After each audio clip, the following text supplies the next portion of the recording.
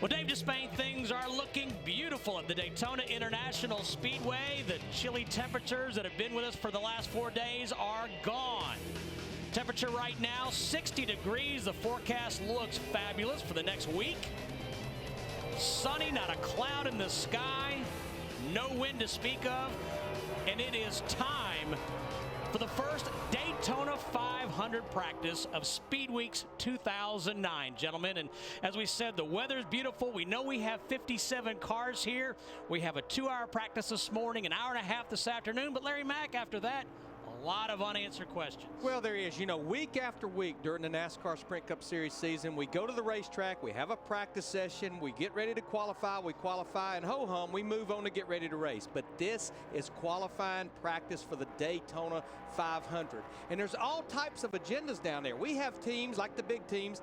They've been preparing for this practice session well before 2008 season ended. But we've got some teams like Tommy Baldwin's team, Jeremy Mayfield's team. They just started putting this team together about a month ago. The bottom line, though, all 57 cars, the one agenda, how fast can I run? Because qualifying is tomorrow, and there's a lot of unknowns, Jeff, because these cars have not been on the racetrack during January testing like in the past. No, you're right about that, Larry. And the key thing right now is the fact is who's done their homework. I mean, you think about it. You take a look here at the 24 car of Hendrick Motorsports and Jeff Gordon. We know what kind of probably trials and tests that car's been through. Wind tunnel, chassis testing, shaker rig, everything about it has been done to that race car, and they know exactly where they are based off of their information from a year ago. Like you mentioned, Tommy Baldwin, guys like Joe Nemechek, not a lot of information. They're behind the 8 ball, so we're going to find out how really good they are, maybe how lucky they are. And oh, by the way, the clock is running, and it's not a lot of time to get it right, because as you like to say, once you get here, you run what you brung, and what you got is the way it's going to be. So for a lot of these teams, they're thinking about today, but they're really already looking toward Thursday and the duel. Qualifying is tomorrow. The only thing we know about that qualifying session, as Larry alluded to, it's its own animal, is we will set the front row. After that, the duel at Daytona, the 2 races on Thursday, which you will see here on Speed, will set the field for the Daytona 500. Now, 2 things we will watch closely during this practice session. We looked at the weather. Temperature is not as big of an issue as the wind. Right now, we have no wind. It's 5 miles per hour. If the wind picks up, that's when it starts playing games with these cars. The other thing is we will watch closely to see if a car gets helped. And what I mean by that, if you can see a car out in front of you, that car is breaking the air from you, and it will pick your speed up. So that's something they're going to try to do, is space these cars, which can be about 3 or 4 at a time max, to where you're not getting help and you don't get deceived. Jeff, let's take a look at the Toyota track description of this massive speedway that opened back in 1959. She's 2.5 miles around with 31 degrees of banking. Yeah, on the straightaways, you got 3 degrees. Cross through this trioval area, 18 degrees, one of the fastest part of the racetrack. Both races, the front straightaway 3,800 feet, back straightaway 3,000 feet. But Steve, the one thing I want to talk about and kind of back up what Larry was saying, look at this long line of cars, very patiently waiting. Like I say, 57 entries. But guys, before this thing's all said and done, some of these gentlemen are not going to be gentlemen. They're going to start jumping out of line. There's going to be some people probably getting upset because guys that are desperate to try to fix a race car have got to get more than 1 or 2 runs in during these 2-hour practices. I always ask my boys up here about agendas. Last night in Budweiser shootout practice, we saw them running in packs. 28 drivers in the Budweiser shootout tonight at 8 o'clock. But let's talk about what we'll see in this practice. Well, as Jeff talked about at the top of the show, you know what? You've got what you've got. NASCAR mandates so much of the setup of these race cars. There are little to no aerodynamics adjustments. You have to run 10 degrees of wing. You have to run the flat end plates on the end of the wing. They mandate the rear spring rate. They have to be 500 pounds minimum back there. Everybody's saying it runs the same rear shocks. The only thing you really have to work with chassis-wise is maybe the front sway bar, front shocks, and front springs. A couple of things they may be playing with is you do have a little bit of an option of the gear ratio, the difference between a 364, 370, but that's where if you put that 64 in, which is a higher gear, and you run faster, you have to make sure conditions are the same when you come back in here tomorrow for qualifying. Well, there you see Matt Kenseth, former Sprint Cup Series champion. He has 9 Daytona 500 starts. best finish of 9th in 2004.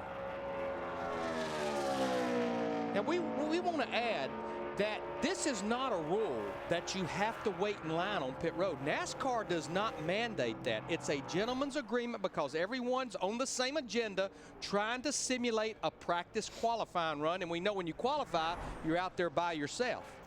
Well, right now we're taking a look at Matt Kenseth. He just finished his run. He is 4th quickest out of the 4 cars that have gone. I don't think he's going to be real happy with that. But Larry, you were talking about the conditions and the gear selections and everything that kind of goes into getting these cars fine-tuned. The American flag there we're taking a look at indicates no breeze out there right now. That's really good if you're trying to get an idea about that gear ratio. But as you pointed out, you come out here tomorrow morning, if you're expecting the breeze, it may force you to make a change. And again, the direction of the wind here at Daytona can really affect the race car. If you get a breeze going down the back straightaway, helps you get up to speed. If you're bucking a headwind, trying to get up to speed, it can really affect your lap as far as that's concerned. So a lot of things, intangibles, that go into these practice sessions that a lot of these teams and these engineers are paying attention to. And right now we're taking a look at the 07 car. And, oh, by the way, it's not who you think it is. It's not Clint Boyer. It's Casey Mears. We've got a lot of splaining to do about all these changes. Glad Larry Mack is up Stay here. tuned and get your playbook and calendars ready to go. We'll be back to Daytona. Glad you're with us here on Speed.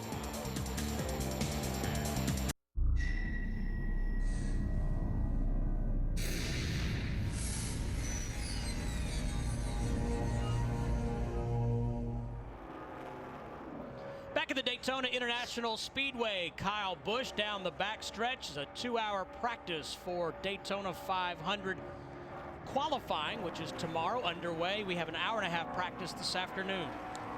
And I tell you, this will be the cat we'll be watching, I think, during all of Speed Weeks. When you look back at the 4 restrictor plate tracks last year, the 4 restrictor plate races, obviously he led a bunch of laps here, 86 laps in the Daytona 500. Ooh, there's somebody who's happy. Car feels smooth, got a clean cut. It means he actually killed the engine, and so they can take a look at the plugs and see if they can get any more out of the engine. What a spectacular year for Kyle Busch in 2008. 8 wins in the Sprint Cup Series, 21 altogether. And what I was going to say, he did finish 4th in the Daytona 500, but 2 of those Sprint Cup Series wins, they came at the restrictor plate races here in July, Talladega back in the spring. So this group at the restrictor plate tracks, they were mighty solid. Greg Biffle right now in the 16 car. We've logged times on 10 cars, and Greg Biffle right now is 5th quickest at a 48.44. Jimmie Johnson is quickest at a 48.20. We're down in the garage area. Dick Berggren has an update on Dale Earnhardt Jr. Good morning, Dick. Well, good morning to you, Steve.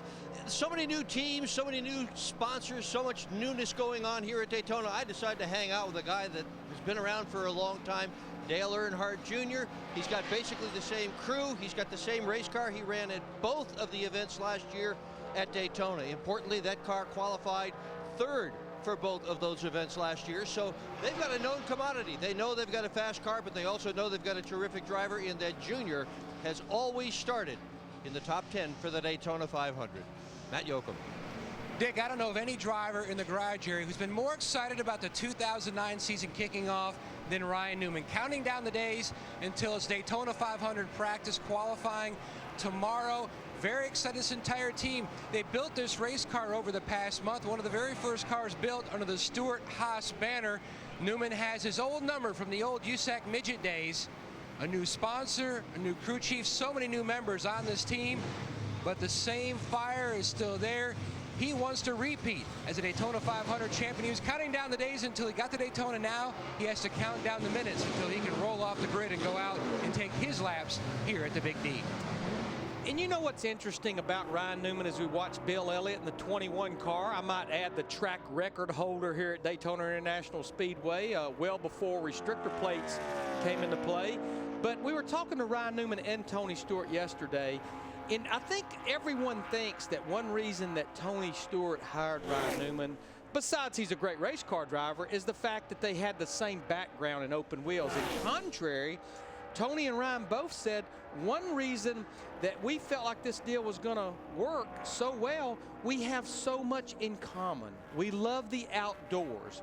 We love restoring old cars. So actually, I think the thing that really draws these guys together and gives them a bond has really nothing to do with what goes on the racetrack. No, they both have commented about the fact that it's not only what they bring to the racetrack, but even Tony said, you know, they like the same things as far as even in homes. I mean, Ryan's wife, Chrissy, they built a log cabin home there in North Carolina, and they're helping Tony right now build his new place. I mean, she's helping give some input there. So it's a great camaraderie. They very much believe in the fact, because they like to use the term, the family tree. And they're talking about their entire race team as being a family.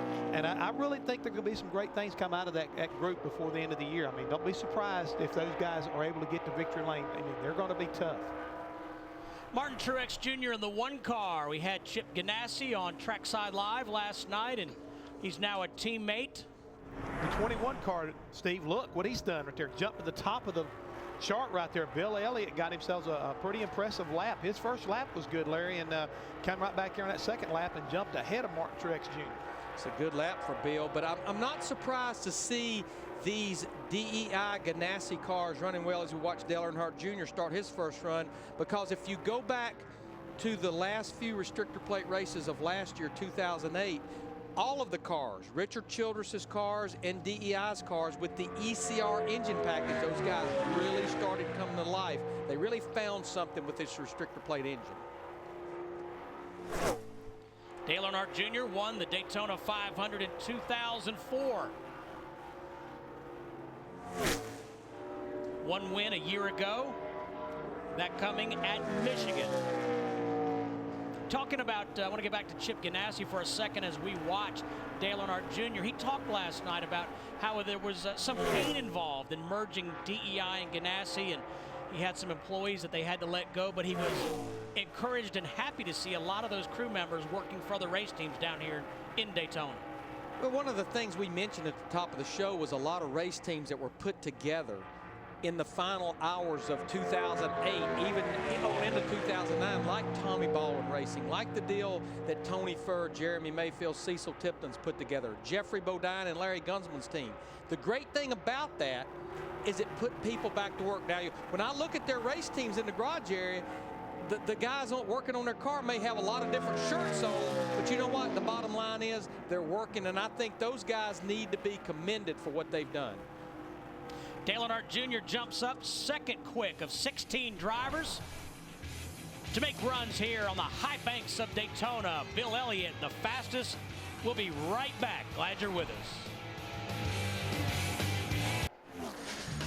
Speed's presentation of NASCAR Sprint Cup practice from Daytona is brought to you by Toyota.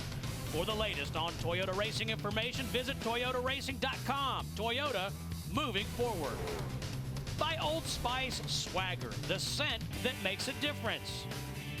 And by Lazy Boy Furniture Galleries. Comfort, it's what we do.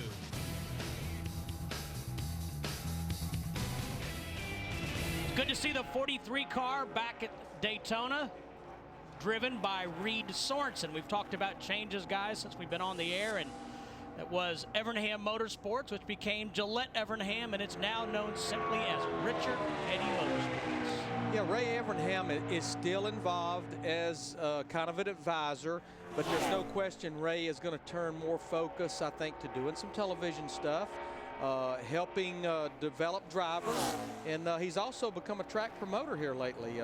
Bought a little old dirt track up there around the Mooresville, Troutman area. Lincoln Speedway, as a matter of fact. Reed Sorensen just turned 23 years old the other day, February 5th, also DW's birthday. So how old did DW turn? He's not 23 years old. You think? Larry, he won't be listening. Good. He'll be back up here in a little while. I wouldn't have said it. I know he's down there in that motor coach listening. Bill Elliott. You sure he's not out in the garage? Chances are in the motor coach listening. Bill Elliott, fastest of those, practicing here as we watch the 19 car. Elliott Sadler.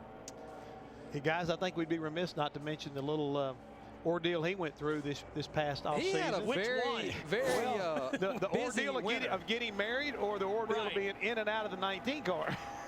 Well, I think getting married was the easy part. He didn't have a valid passport to go on his honeymoon, but he got that sorted out. That would have been really an awkward moment, wouldn't it? Yes, it would have. Honey, enjoy the honeymoon. But you know, the good news is he's back in the 19 car. And I read some of Elliott's quotes, and he had some interesting perspective on this whole situation with George Gillette and that group over there, because that was actually going on, I think, before the merger with Richard Petty.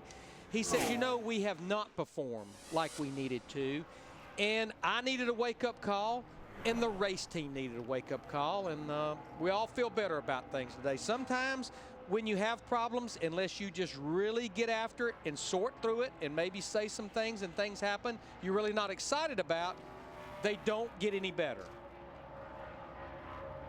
Back to the garage and Dick Berggren. If you watched practice last night on Speed TV, you saw Joey Logano having a terribly tough time with his shootout car. Saw on the wheel, left to right, right to left, just trying desperately to hang on, which he did. Didn't hit anything. Did a nice job last night. The kid has never raced a single lap in anything here at Daytona, so he has a lot to learn, but the crew has a lot to learn as well about what they need to give him. And for today's car, they've given him a really good piece, much, much better than what he had last night. I talked to Joey just before he went back out onto the racetrack, or at least heading out in that direction. He said the car is much, much better than what he had last night. He's a lot more comfortable in it. So a sigh of relief for the fans of this 18-year-old. Yeah, the only thing about that, Jeff, you're comparing an apple to a banana right now, because last night those cars were in race trim getting ready for the Budweiser shootout. They were out there on 20-something lap tires, sliding around in the draft. This car today, in these two practice sessions, it will be by itself. It will always be on fresh tires, and it's in qualifying trim. The proof of the pudding will be when they put this car in race trim for Wednesday's practice, getting ready for the dual races. You're right about that, Larry. And again, you know, the great job he did last night, but at the same time, you forgot to mention, when you're out there in that pack and you got guys like Dale Earnhardt Jr. basically beating on your back bumper, it can make a car feel a lot looser than what it really is. So hopefully, you know, he's going to be able to take what he learned from last night and, you know, make things better for the day as well as the rest of the week, because the nights will be a big night for him. This is what I'm talking about, folks. He's out there. Dale Earnhardt Jr. comes up behind him right there coming off the corner. I think he was expecting to slide up. He didn't. All of a sudden, he's got him loose. He's got him real loose, and he gets down underneath him. But that's what a veteran can do to a rookie. He'll take advantage of your weaknesses. He'll take advantage of the fact your race car is all over the racetrack, and it just compounds those problems. Joey's going to get some more experience later today in the ARCA race. He starts in the 3rd position. You'll see that on Speed. We'll be right back. 24 minutes into a 2-hour practice. You look high atop the Daytona International Speedway, and Jeff Hammond talk about it, particularly at restrictor plate tracks, the importance of those spotters up there. Yeah, they're definitely I think the life of a race car when it comes to protecting the race car driver during the course of the race. But they also play a real important role. Now, they've got to be up there. At any time a race car is on the racetrack, you've got to have a spotter and a spotter stand. But today, what they're doing is they're helping to space these guys out. Larry's already talked about, if you can see the car in front of you, you're getting help. And you need to be able to keep that car as far away from any kind of help as possible. And that's one of the things that the crew chief is dependent upon these guys about. From down on the trucks, you can't clear them as good as you can from up there. So these spotters have got a lot of responsibility today to make sure that each lap you get is a clean one, so you know what you've got. Let's go to Matt. Steve, as a kid, Eric Almirola would always take the I-4 corridor, jump on I-4 from Tampa over to Daytona to watch the NASCAR stars of the day compete. Now he is at home in the 8 car. So you made a whopping 2 laps, Eric. What feedback did you give Doug Randolph, your new crew chief? Just good job. We got a pretty fast Guitar Hero Chevrolet here, so that's exciting to come down here after no testing, and you never know what you got. So come down here and see where you stack up, and we're pretty good. So these guys just picked right up where they left off on their restrictor plate racing all last year. And I know you're pretty excited too about your sponsor, because it's a product that you like to spend a lot of time with. Yeah, we stayed up the last couple nights pretty late. When we got here to the racetrack, we had a box in our motorhome there with a brand new Guitar Hero World Tour. So we rocked out for a couple nights and haven't got much sleep, but to do this here, make a couple laps, single car runs, you don't need a whole lot of sleep. Now, can Hammond and McReynolds come over and play with you maybe Sunday night after Bud Pole or Coors Pole qualifying? Usually those guys are always giving them a hard time about how old they are, so I might as well join in, and I don't know if they're young enough to play Guitar Hero. Whoa. Well, guys, you have an invite as long as you're there. No, Matt, that is not an invite. That's a challenge. Hey, Matt, Hammond can play Guitar Hero as long as it's Merle Haggard. Well, this is the thing, Steve. Eric also did say that he has an early bird special for the guys in the booth if they want to come by from 4 to 6. 2 things. Close Eric's window net and close Matt's mic. Amen. I like that. Another one of our changes for 2009. You see Bobby Labonte in the 96 car. Crew chief by Todd Parrott. Right now, not surprised, Bobby Labonte 4th quickest. I want to go back and add one thing about the spotters. NASCAR mandates, if race cars are on the racetrack, you have to have a spotter in the spotter stand. Let me tell you one other role they can play today. Is we watch these cars with the carburetor restrictor plate, we know the fastest lap is going to be on the 2nd lap. And they're probably going to run the shortest distance around this 2.5-mile racetrack right around the bottom. What these spotters can give drivers and crew chiefs information, for example, right now, I'm sure what a lot of the guys in the garage area ask the spotters, where did Bill Elliott run on the racetrack his first lap? Did he run up at the top of the track? Did he run at the bottom? Because it's like a corkscrew. And the more you go with this carburetor restrictor plate, the further you go, the faster you run. That's the reason the fastest lap, the money lap, will always be lap 2. You know, Larry, you mentioned Bill Elliott. I think it bears repeating. He has the track record here, 210.364 miles per hour. 2010? 2010. Compared to being the fastest right now at 187.5 miles per hour. That's faster than I want to go right there. We'll be right back to Daytona. 33 of 57 drivers have been on the high banks here at Daytona International. Bill Elliott still the fastest, 187.473 miles per hour. You see the 21 atop the leaderboard. Just behind him, 88, Dale Earnhardt Jr. Dick Berggren is with him. Indeed. Junior, you all done? You going to work on the car some more? How you doing? We got another practice, and we're going to make some runs in it. The car was scraping the ground a little bit, and got to look at how we can, what's the right way to get the car up off the ground. That's probably knocking a little bit of time out of it. But it runs great, and the motor is unbelievable. As usual, the engine job does a great job making a lot of power. I was really happy with that. And the guys at the shop did a real good job working on how the car rolls, taking all the drag out of the drive line, you know, the bearings and the wheel bearings and the drive shaft balance and all that stuff. The car's real quick and accelerating, and a lot of that has to do with not only the power, but how they work the drag out of the drive line throughout the off season. So the car's, my Daytona 500 car looks pretty good so far. Good for you. Thank you. Matty? Over in the 9 garage with Kasey Kahne looking over his Budweiser machine. And Kasey, we're just looking over your brand new seat for 2009. You've gone to the Hendrick carbon fiber seat. So how's it working out so far? Well, it was good yesterday. It's just, everything's just the exact same. They put a lot of time into it to build a seat that was comfortable for me, and I think Mark Martin's also using it. It's a little different than the other ones, but my LaJoys have been great in the past. All my open wheel guys use them, and but we're going to try this carbon seat a little bit here, and so far so good. They can see the inserts, so the head, and every time you get in, it's the exact same. The Schroth belts are always the same. Everything about it. So it's a nice piece. So looking at your car from last night, looking ahead to the week, excited about Speedweeks 2009? Yeah, I am. They fixed the right side of it. I crushed it yesterday. So these guys have been working a little bit harder than they probably needed to, but they fixed it. The car looks good. It drove good yesterday. The engines are running well. We just we need to keep working on it. Be good to go. It's a fun race tonight. Just kind of all out and have a good time. So we would be remiss if we didn't get an update on how is the Kasey Kahne open wheel program doing out of the dirt track this week. They were great the first 3 nights, and last night I think they were off just a little bit, like 13th and 14th. We got 2 cars now, Joey Saldana and then Craig Delansky. We added that one this year, and It was off a little last night from what I've understood. I didn't go out there. I had a deal with Dirks Bentley, a Bud deal last night, and Dirks played 5 songs, and we had a good time afterwards, so it was a fun night. All right, thanks, Case. Thanks. Thank you, Matt. We just saw the 0-0 of David Rudiman.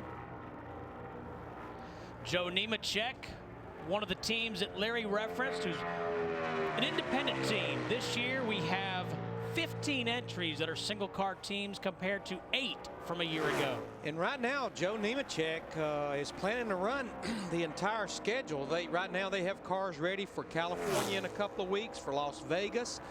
Felipe Lopez is the crew chief over there. They brought Derek Finley, who's worked for Bill Davis Racing, DEI. He's over there helping this effort.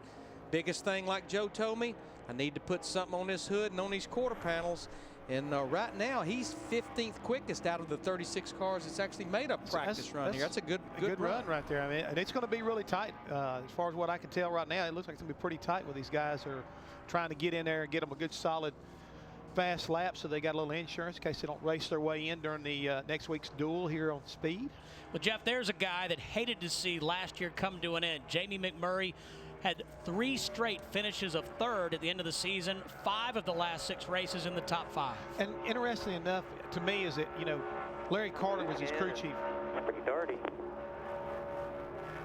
He is telling Donnie Wingo, his new old crew chief, that the car is a little bit on the darty side, and you know, feels kind of like it has a little more work done to it. But again, this guy here, I think, is where everybody's looking at to do something this year. I think there's a lot of pressure on this 2016, as well as this driver, to pick up where they left off and to get back to victory lane. I mean, I think they've got to make it happen. And with that thing being a little darty, obviously you're trying to get that thing to roll as straight as possible. Could just be a slight toe out adjustment, just a little adjustment. Speed is dueling in Daytona. Thursday, the most exciting qualifying event in NASCAR is only on Speed, the Gatorade Duel at Daytona. Be there for the 2 races that set the field for the Daytona 500, 2 Eastern, Thursday on Speed. You know, we talked at the top of the show about a lot of teams anticipating today and tomorrow, but Thursday is the day they are anticipating, because we know when all the smoke cleared after those 2 150-mile races, there'll be 43 cars in the garage area, and there'll be a number of cars loading up and going to the house. You said smoke. Guess who's on the racetrack? Smoke. How about that? Tony Stewart. Timing is everything, isn't it, Larry? It is. Yep, 14 cars, 14 teams, I should say, will not make this Daytona 500, the 51st Great American Race. Unbelievable. Unbelievable what this young man has done here. You know, Tony Stewart said he never thought he'd be in the position he's in right now, but as an owner, all eyes are watching, because to me, the last successful owner-driver was Alan Kowicki. And he was able to win a championship. He won races, had a very successful operation. And I think, you know, if you were to ask Tony that, he would like to wind up being like that. He'd like to have that kind of respect and that kind of success. So it'd be interesting to see here as he completed lap number 1. He was 35th quickest on the board, and pretty decent first lap. He picks up about a half a second right there. He'll be right up here, it looks like, maybe knocking on the top 10. Steve, you love nuggets. I have a nugget for you. Whip it on. Tony is actually the most recent Sprint Cup Series champion, not named Jimmie Johnson. That's a nugget. Did you work on that after NASCAR performance? I worked on that half the night. Steve, he didn't quite make it to the top 10. But you know what? It's hard to believe. No. It's hard to believe that he's the last guy to win a championship aside from Jimmie Johnson in the 48 team. No, it ain't, because Jimmie's won the last 3. Last 3. But Tony does wind up being 13th quickest. Pretty good little effort right there. First time on the racetrack. I think as an owner, he should be pretty happy. And as a driver, he should be ecstatic. Jeff, we talked about this in preseason Thunder, but I think there are some reasonable expectations, high expectations for that race team. They've got all the resources available to them from Hendrick Motorsports, and you got 2 wheel men in those race cars. Why not? One thing that you got to understand, and it's the same no matter whether you're talking about Tony Stewart or you're talking about, you know, the Roush Fenway group, is the chemistry. You can put all the right people in all the right places, and it can look like it on paper it should be successful. but the people, we got to keep going back to that. This thing is a team sport. And if the team is not working together, if the driver and the crew chief and the engineers and the car chief are not communicating, they'll never make it to what their expectations are, or a lot of people's expectations are. They've got to have chemistry. They've got to work together. They've got to become a team. This is a great opportunity. They're here for 2 weeks to make that happen. And, you know, if they can, it will show out and prove out. But we still got a long ways to go. And I think really the real tests are going to come after we leave Daytona. We were watching Borsett, a guy that I love to pull for because he's such a tenacious racer. He loves to come to Daytona and challenge these guys. He really is an all-star as far as Grand Am racing, and he races all around the world. And it's great to see Boris back here. And basically, I guess what kind of turns out to be one of those independent Ford teams that's got a lot of support from Yates Racing as well as Roush Fenway. Right now, Boris is 35th quickest out of the 44 cars that's been on the racetrack. Bill Elliott still the quickest, part of the fan zone. Hey, can I go down there? You can. I want to go. I want to try to do that. Hurry. Affordable ticket package still available to experience the thrill of NASCAR at Las Vegas. Experience the unique combination of racing action and entertainment only Las Vegas Motor Speedway can provide. For more information, visit lvms.com or call 1-800-644-4444 and join us at the Speed Stage in 2009 at Las Vegas Motor Speedway. 44 minutes into this 2-hour practice, we go into the garage, and Matt Yoakum. Well, Steve, Jack Roush just walked by. He was all smiles. Jimmy McMurray's in a great mood. And you've got to be in a great mood for a number of reasons. But number one, you've got Donnie Wingo back as your crew chief, your coach, on top of the pit box for the races this year. Yeah, and it's really hard to explain to people when you feel comfortable, and you always hear like Darrell Waltrip and everybody talk about having chemistry, and I don't really think chemistry is something you make. I think that when you first meet and you work together, it's either there or it isn't. And Donnie has always kind of been the standard that I've based the 15 other crew chiefs I've had since then at Roush on, and it's just really comforting having him back. And I don't know, it's hard to explain to people the way you feel. With the layoff and the testing rules for 2009, a lot of people look for different avenues to stay in shape as far as driving. What did you do?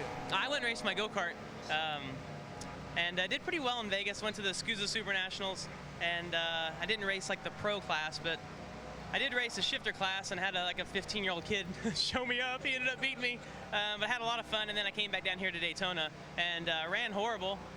Probably had the best pit crew. I had a guy named Gary Carlton and another guy named DJ helping me, and Gary is like one of the best karters in America. So I thought I brought a loaded gun, but I ran horrible.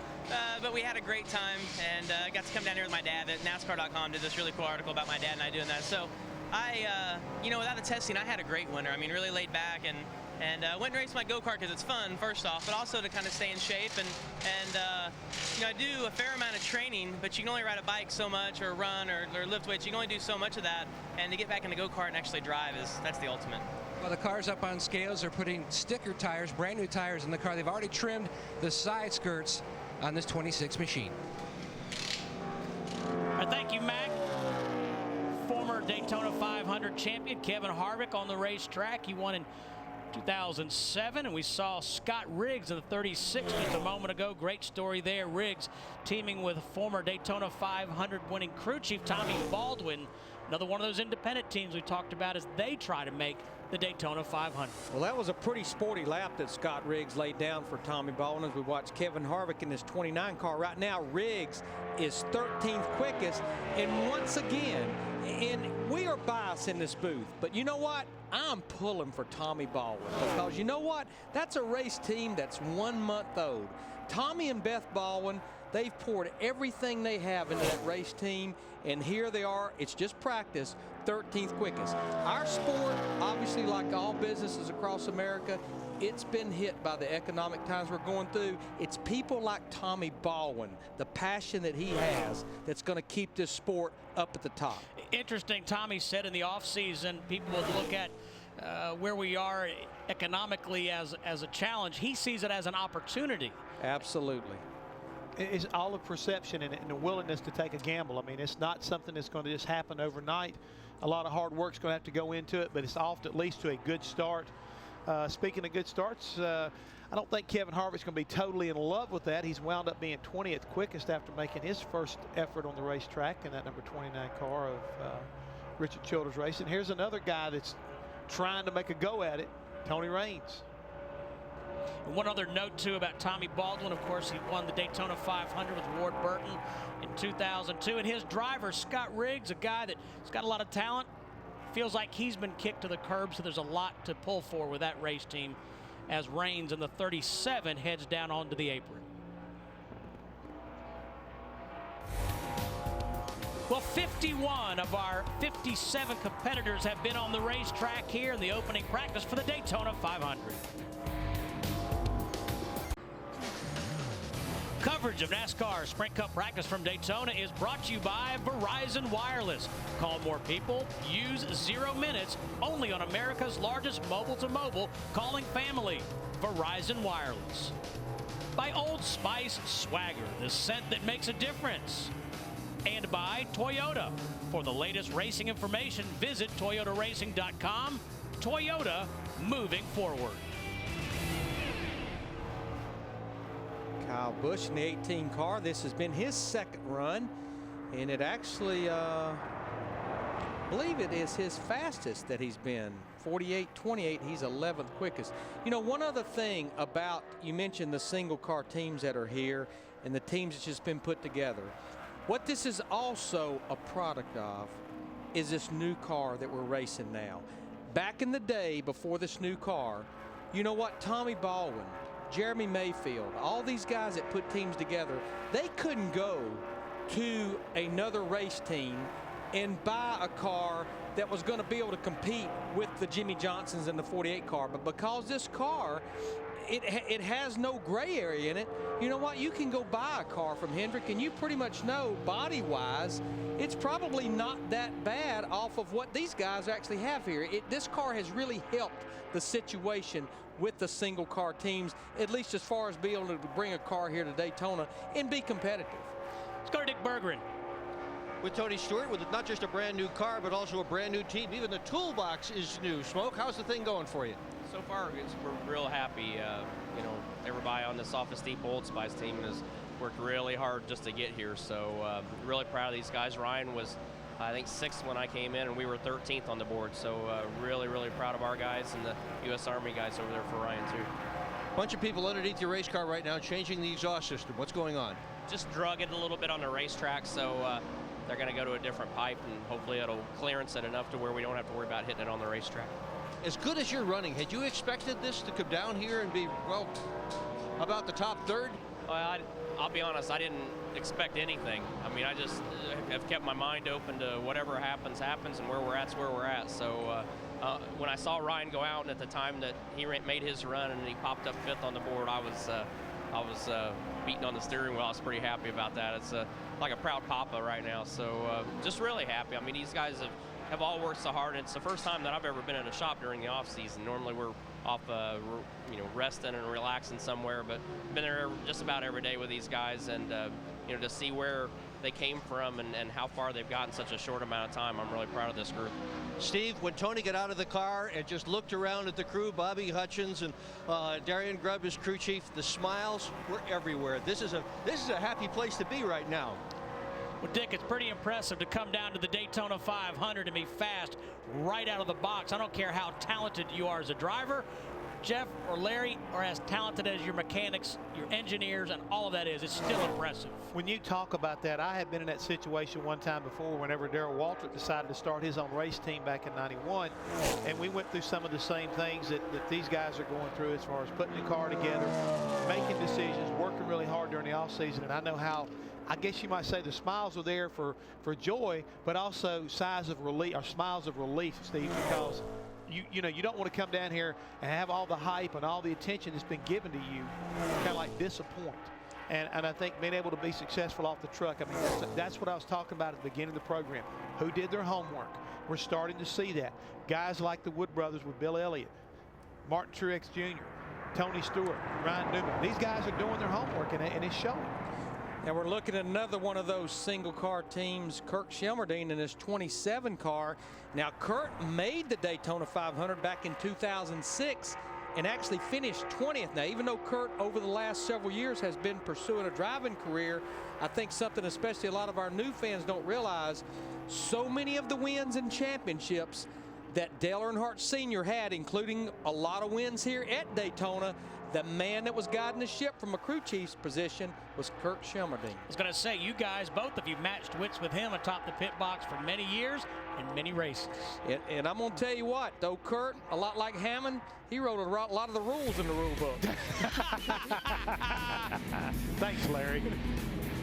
All I did was obey him. Bill Elliott's still the fastest.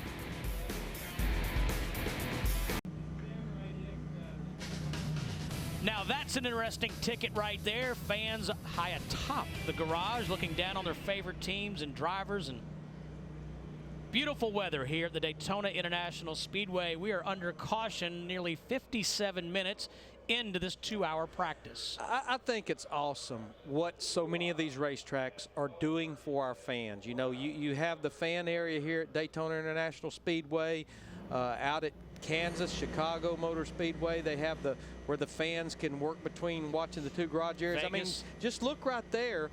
There's windows that they can actually take pictures, and right Dick, below turn that around and window, smile. Wait a minute, Dick. smile. Smile. Turn around, Dick. Sign some autographs.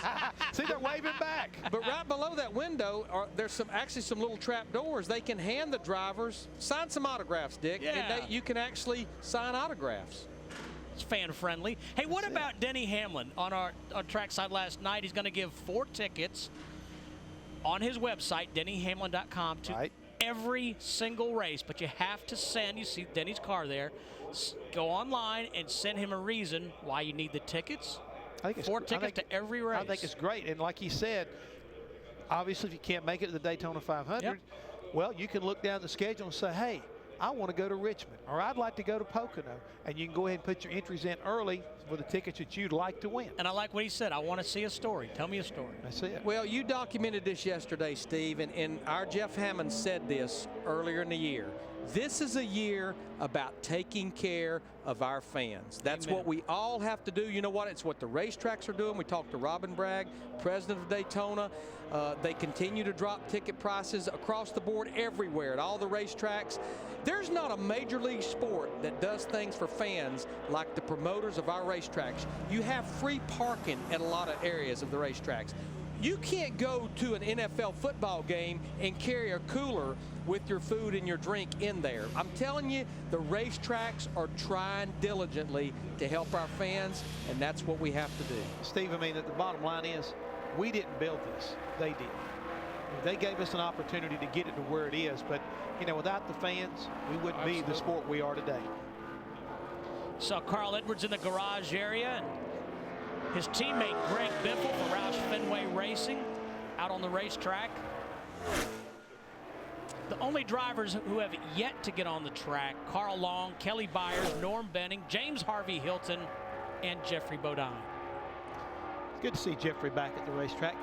Guys, I think y'all were probably talking about this last night during the practice sessions, but I really like the new look of the Ford Fusion, the new decal package they got on the front of these cars. I really think it makes that car look a lot more like the passenger car that we're seeing riding around town today. And I think one thing we need to talk about, and we talked about this a little bit on those 2 Budweiser shootout practices yesterday, the Ford and the Dodges, they actually have a new nose this year that NASCAR has approved. Just little subtle differences that just give them a little better aerodynamics. Right now, we actually have 2 Fords in the top 5, 3 in the top 10. But Jeff and I were looking through our scoring monitor a while ago, also talking about the Dodges, a lot like a year ago. When we looked at practice before qualifying, when we looked at qualifying, there were no Dodges to be found even remotely near the top. And right now, we only have about 3 Dodges in the top 30 in this practice session. But those cars seem to be good in race trim, just like this car right here, Kurt Busch in the 2. Remember, his teammate Ryan Newman won the Daytona 500. Kurt finished second. So I would gotta believe that that's what they're banking on, Jeff, is once again they're going to have good race cars. Maybe not fast cars for qualifying, but good race cars. And, you know, qualifying is very important, but when you know you're in the race, what's important after that? The race itself.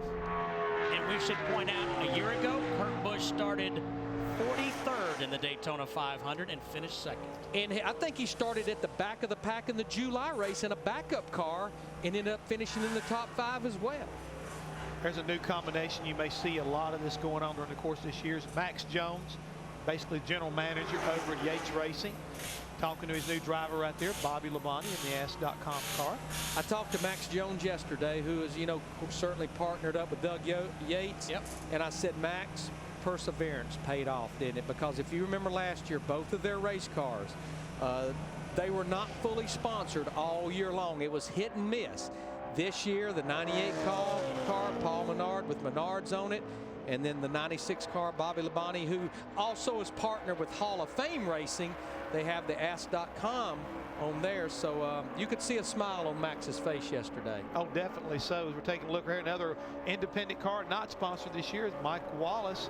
And to me, Larry, if there's a guy that can get the job done in the draft here at Daytona, Mike Wallace is definitely better, one of the best racers out there when it comes to draft. He may not be that fast, but you're going to have to watch out for that car when they drop the green flag on Thursday for one of the duels. Dick Berggren done signing autographs, so go back to him in the garage. Okay. With Jimmie Johnson, this is Jimmie Johnson, right? I mean, you don't look like Jimmie Johnson. I know it's amazing what some facial hair will do to everybody. It freaked everybody out. So I like that I have everybody asking questions. I wonder if you could give me some tips, because I've got some problems, not on my chin, but elsewhere. Let's talk about the car a little bit. You got a guy down there grinding away. They've just put a new chip in your ignition system, so you're going to turn more or less RPM. Mechanics all over it. But gosh, Jimmy, you're fast. We are fast, and the surprising thing about this is that's Canal Center there with the grinder. Chad, you let him operate. Wait, get a camera right there. I want to see this. You can get see a camera. Everybody looking with concern, and look at all the faces down there. If you can zoom in on them, everybody's like, "What in the world is he doing?" But we're having fun. The car has a lot of speed in it. You know, we tried some things there that slowed it down. So it's kind of that normal deal here at Daytona. What you show up with is what you have, and you know, just see what we got. That front row would be nice, and I think track position is going to be very, very important come 500. You look like a man who's having fun. I am having fun. I've had a lot of fun over the off season too. I'm glad this season is here with some structure, and we can get back to work getting these race cars. Had a new paint scheme with the Slows and Ball. It looks really good. We're gonna have the Cobalt paint scheme a lot on the car as well this year, so should be a fun year all around. Good to see you again. See you. Take care. Well, there's the fastest driver on this Daytona International Speedway, Bill Elliott, a two-time winner of the Daytona 500. His wins coming in 1985 and 1987.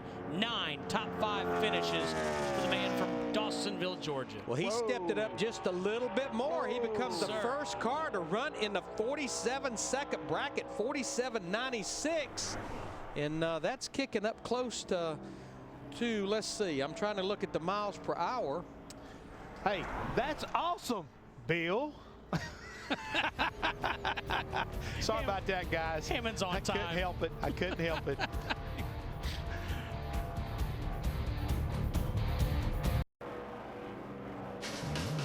Chad Canal top the team transporter here in the infield. Sorry for the audio problems we're experiencing. There's that 36 car that we saw. Riggs, the driver. Well, Steve, all I can say right there, once again, this is one of those feel-good stories that we hope will have a positive around the sun.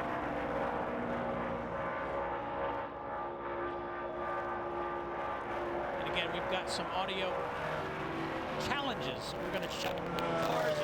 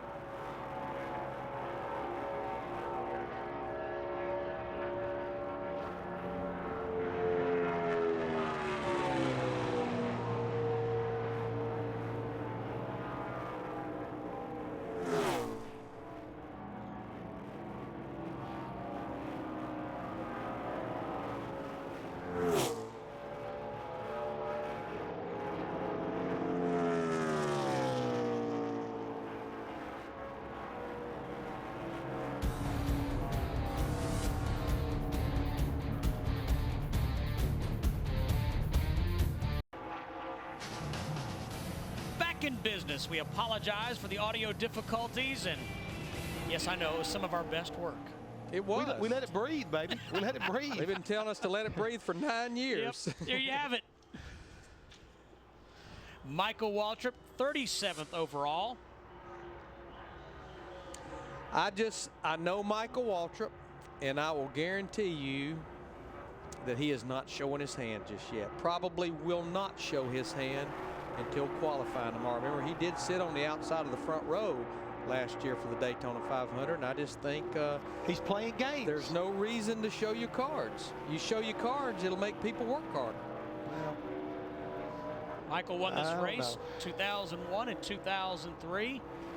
New paint scheme for Juan Pablo Montoya. He's got Target. Well, his teammate David Ruderman right now is 12th quickest in a 00 car. And then I look at the 3 Joe Gibbs Toyotas right now. They are 4th, 5th, and 6th. And no, if you're looking at Juan Pablo Montoya's car, don't be surprised. It is a Chevrolet. This year they have switched from Dodge from a year ago, and they are now running Chevrolet. Speaking of Chevrolets, Smoke is back out, and he's also back in a Chevrolet. Last year driving for Joe Gibbs Toyotas, but he's making another attempt here. Currently 18th quickest. Yeah, back to those DEI Ganassi cars. Right now they are 3rd with Martin Truex Jr. Montoya is 22nd. Almirola is 11th. So those 3 cars looking pretty good right now. Bill Elliott still with the fastest time. That's a 47.96 or 187.645 miles per hour. This practice goes to the bottom of the hour, 12:30 Eastern. He jumps up Tony Stewart to 14th in this 14 car. Regan Smith aboard the 78. Now this car ran the entire schedule last year. Right now, unless more sponsorship comes on board, they plan on running about a 12 race schedule. Regan, of course, the 2008 Robestas Rookie of the Year, driving for DEI in that 01 car last year. Almost got that first win in that battle with Tony Stewart at Talladega. That I felt so bad for that kid. I really, really did. I could see both sides of the story there. It was to me it was a ball strike call, and you know, basically NASCAR made the call of it being a strike.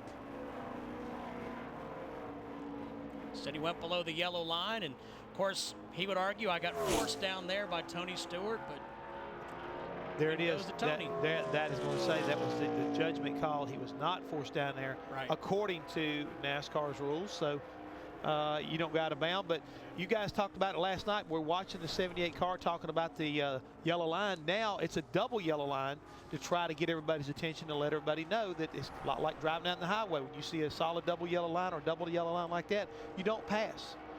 So that's an area that you're not allowed to go into anymore. And it's been that way for a while, but now they've made an explanation point by making a double. And a lot of that was due to a suggestion from our Mike Joy of NASCAR on Fox. You know, Mike said, look, we go to California and the line looks the same, but yet you can go down below the line and pass. Where at Daytona and Talladega you cannot. So he made the suggestion of a double yellow line. That's what we've got now.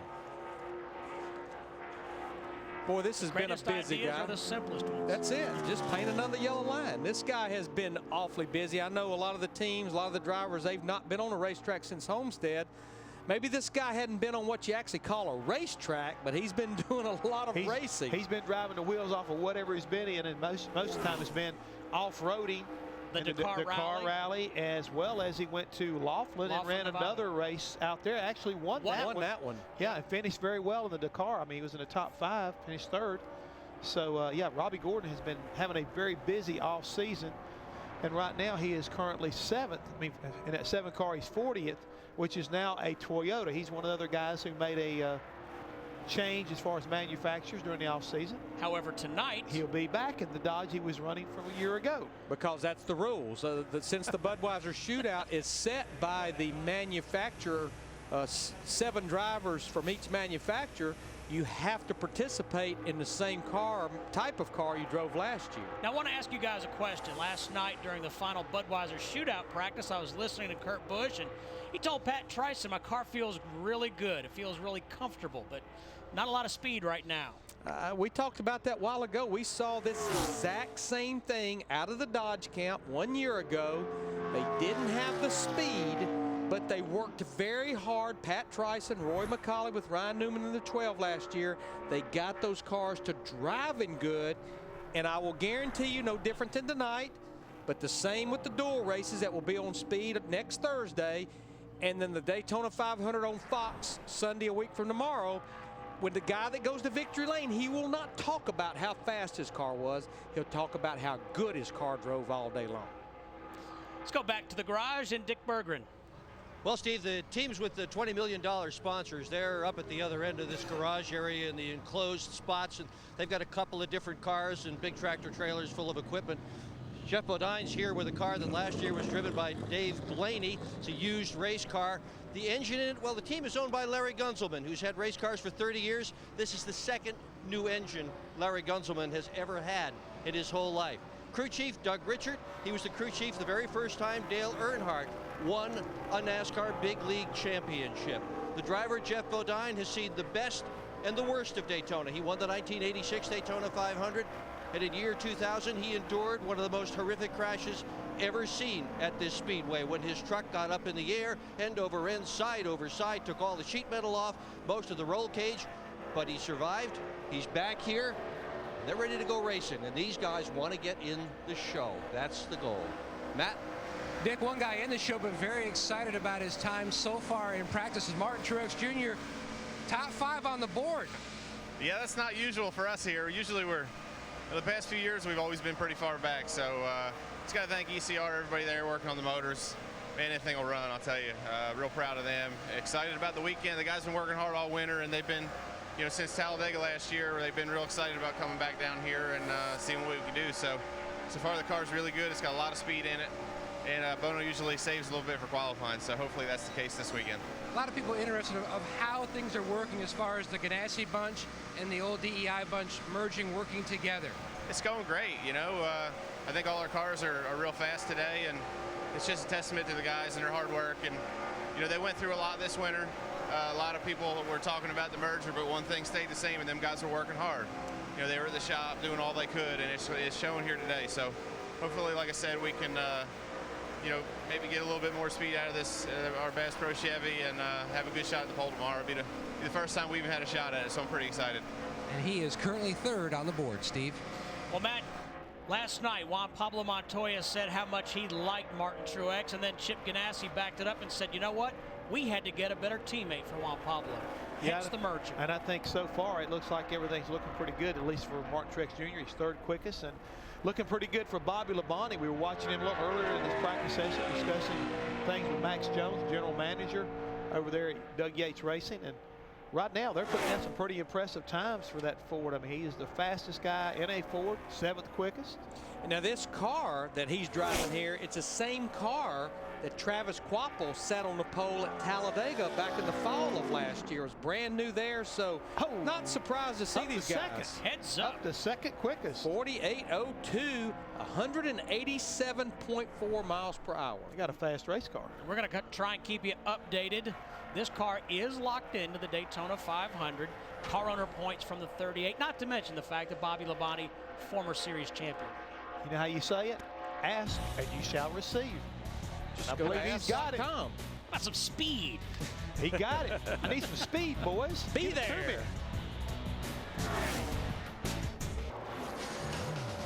Speed's presentation of NASCAR Sprint Cup practice from Daytona is brought to you by Toyota. For the latest on Toyota racing information, visit toyotaracing.com. Toyota, moving forward. And by Old Spice Swagger, the scent that makes a difference. About 15 minutes left in this 2-hour practice. We have an hour-and-a-half practice beginning at 1:30 Eastern. And Larry Mack talked about it at the top of the show. The wind, the weather, the sun, it all makes a difference here. Yeah, I mean, an hour and 45 minutes ago, the wind was barely blowing, only 5 miles per hour, but there's definitely a wind picking up, and I've just been trying to watch. It may be possibly a little bit of a headwind down the back straightaway, and that's where that gear selection is so important. So I think what you might see a lot of these guys do is try the 2 different options of a gear, and that way tomorrow you evaluate the weather, you evaluate the wind, and you go with which gear you possibly need due to what the weather conditions are. Dick Berggren standing by with 18-year-old Joey Logano. And as most 18-year-olds are trying to figure out how to drive on the highway, this kid's trying to figure out how to drive at 190 miles an hour at Daytona. How's it going? It's going pretty good. The Home Depot Toyota is pretty fast during qualifying trims, so pretty happy with that. And we'll go here back at the second practice and see if we can find some more speed. Who have you looked to for advice and guidance to try to help you do a better job at Daytona? Right now I've been leaning on Denny and Kyle the most, just because I mean they're closest to me and we're around them a lot. So you know, I've leaned on them a lot last night and leaned on some more this morning, and we'll keep trying. You know, I learned so much last night. I'll probably learn the most I ever did at one point on a racetrack. So you know, put that to use and we'll see how we do. We were watching you last night on television, sawing at the wheel. How hard was it to keep that car under you? She was a little free. Yeah. There's the understatement of the 2009 season. Yeah, I was sawing the heck out of that thing trying to keep it straight. So it was a handful, but we're gonna work on it for tonight. It'll get better. You're doing a great job. You really are. Thank you. Thanks. You saw right there, 18 years old. He'll be 19 in May, and he will be the youngest driver ever at 18 years and 9 months to start the Daytona 500. He was shaking his head. I'm just sitting here trying to comprehend that. I mean, you think about it, Larry. I mean, as crew chiefs, we were always looking for someone who was a seasoned veteran, you know, or at least had some experience, you know, in another series with some age on him. Not say, you know, common sense wise, but this young man is very impressive. I mean, don't take me wrong, but it's still to sit here and think about. He's 18 years old winning the Daytona 500. You know what I thought you were That's trying huge. to comprehend? No, don't you all go those young ladies at Casey Kane's window. Oh, that's not hard to comprehend. It's just you need a calculator for that. Norm Benning in the 57 car, veteran campaigner out of Pennsylvania. Raced for many years in ARCA. He's down here with giving it a shot.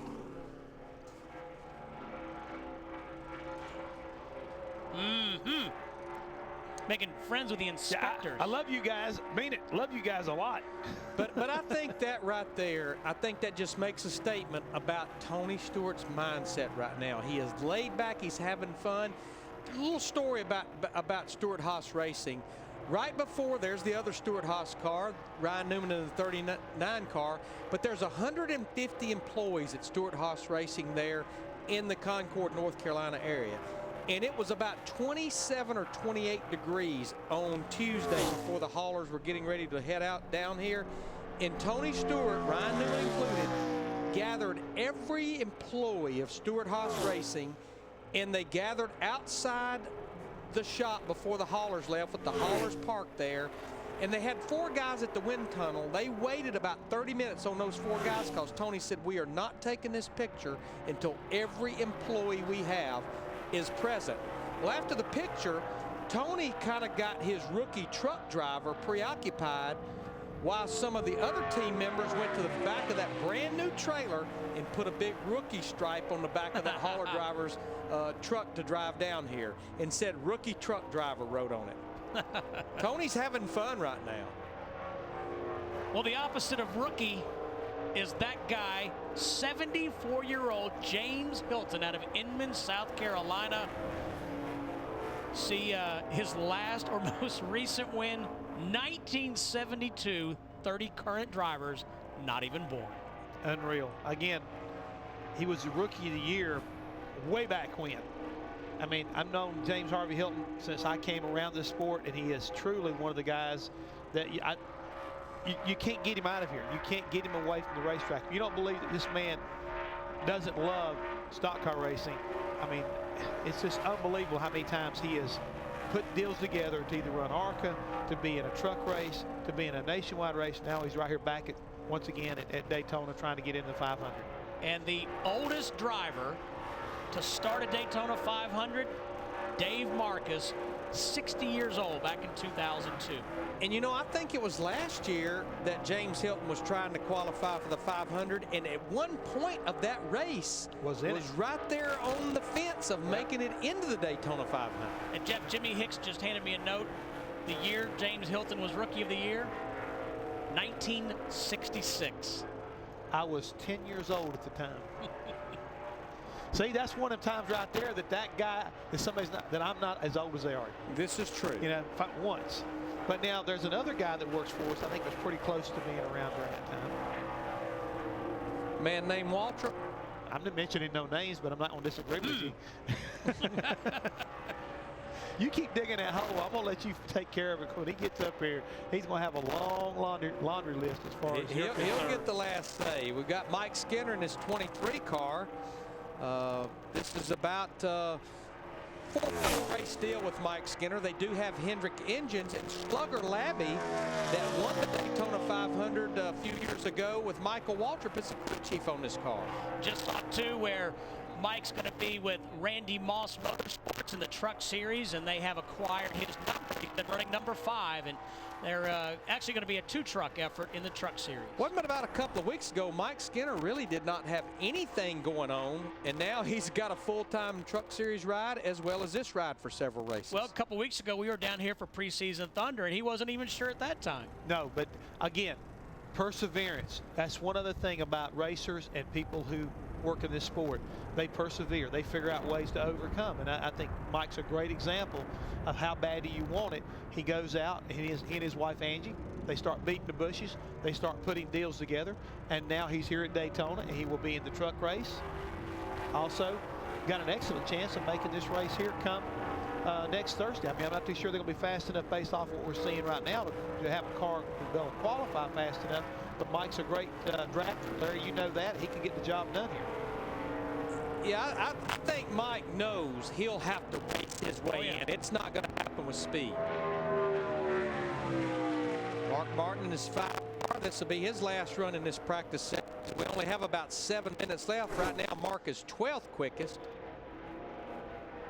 He and Mike in close proximity to this racetrack. And what a story that could be if Mark could finally win the Daytona 500. And as we said, back after a couple of years of a part-time schedule, running the full schedule for Rick Hendrick. Now, Mark's best lap is a 48.19. And this is what we talked about earlier, how you run at the top of the racetrack, just trying to build him, trying to build the speed. I will guarantee you, when he crosses the finish line to complete lap 1, you'll see him go right to the bottom of the racetrack. Bill Elliott's still the fastest here. We apologize for some additional problems. Yeah, I think that wind's getting up and is making things that piece of wire, I think, has got a break in it somewhere.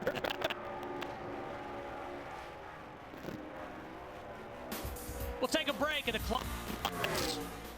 This first 2-hour practice for the Daytona 500 racers. Thanks for being with us.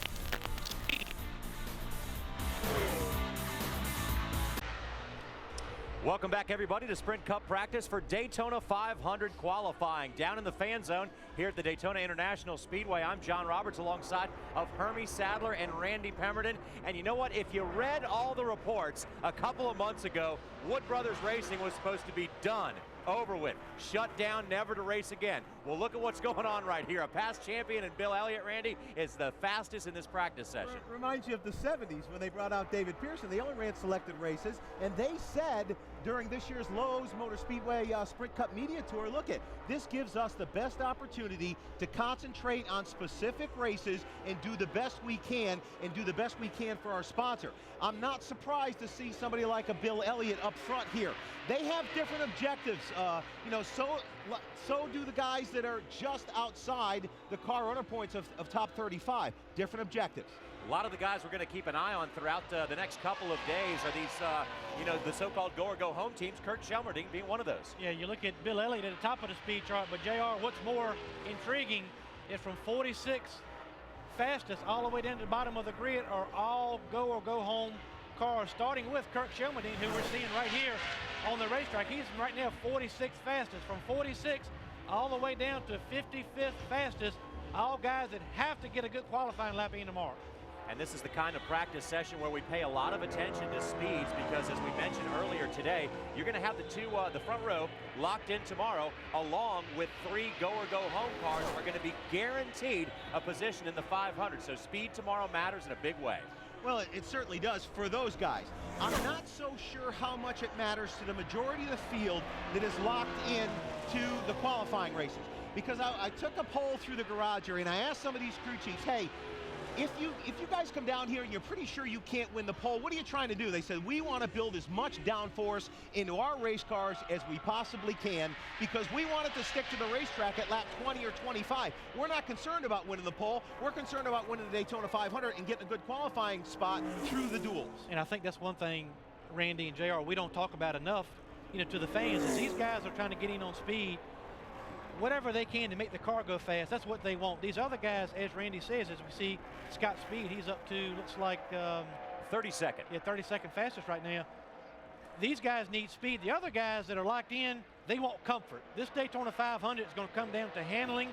They don't care if they qualify 43rd. They just want to get in the show. And there's another guy, AJ Allmendinger, who thought up until this week that he was going to be locked in the show. Now he's got to race his way in either by speed or in the duel on Thursday. Let's go down to Adam Alexander, who has a bit of a weather report for us. Adam, as the wind is picking up.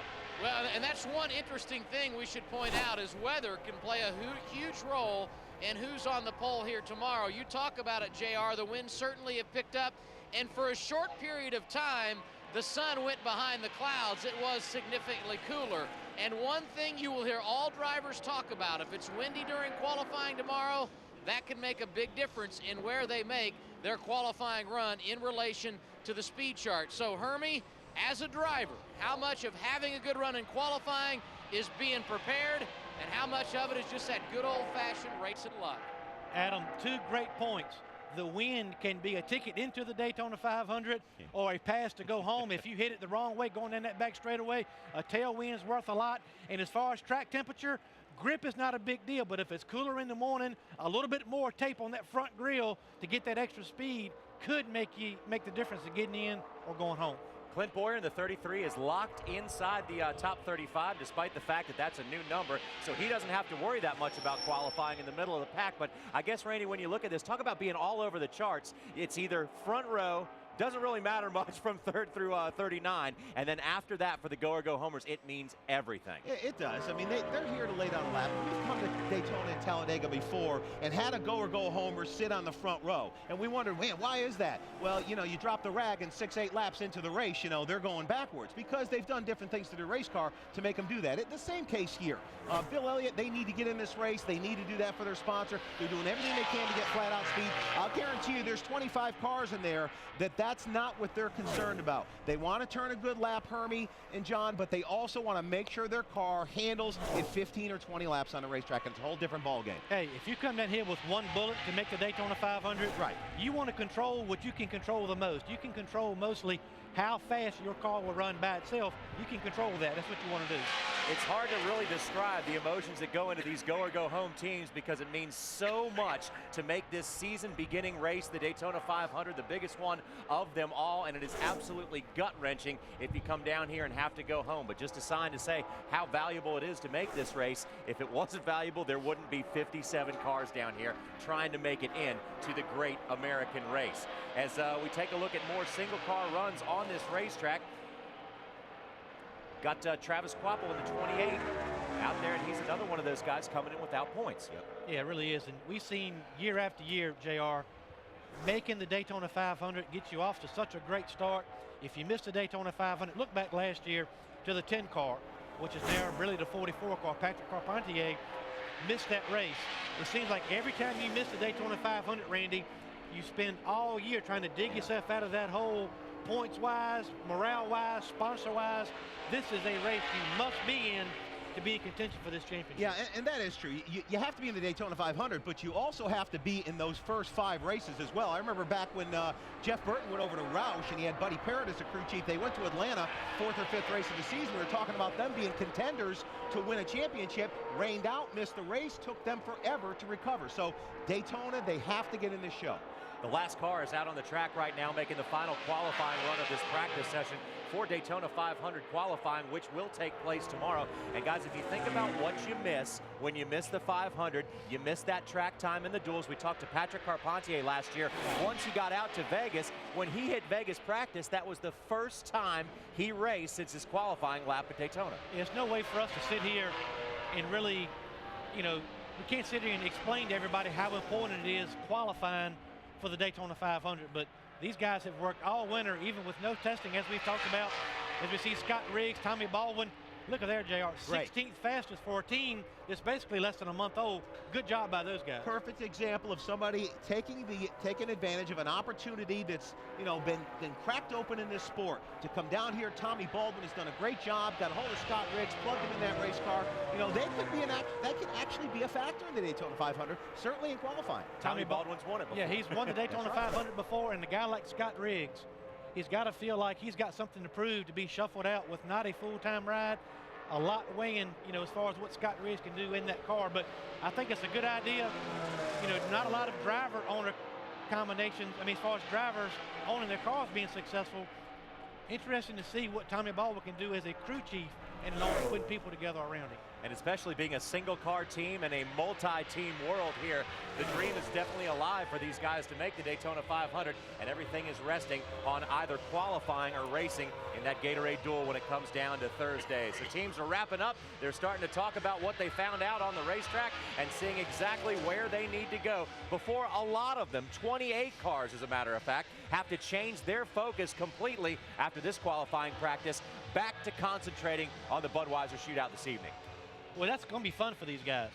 These guys love non-points races. Get out there, hang it out, put the pedal to the metal, and try to get a win in the Bud Shootout. No points on the line means these guys will have it on the edge tonight. And once again, we got to reiterate the fact that you cannot forget these are totally separate race cars. If you're new to the sport of Sprint Cup Series racing, the guys that are in the Bud Shootout tonight, those are cars just designed specifically for that race. They have another car for the Daytona 500, so don't worry about whether they wreck their car tonight in the Bud Shootout. That is not the one they'll qualify and not the one they'll attempt to race in the duels and the 500 here. But so you got the 51 car, Kelly Byers, another one of those guys trying to make a mark for himself here at Daytona. And look, Kelly Byers on the racetrack, but one thing I'm noticing on this monitor as we watch, he's only been on the racetrack for 2 laps, a product of late entry, getting to the racetrack late getting through inspection, only 2 laps on the racetrack as we wind this practice down in comparison to some of the guys up front have been on the racetrack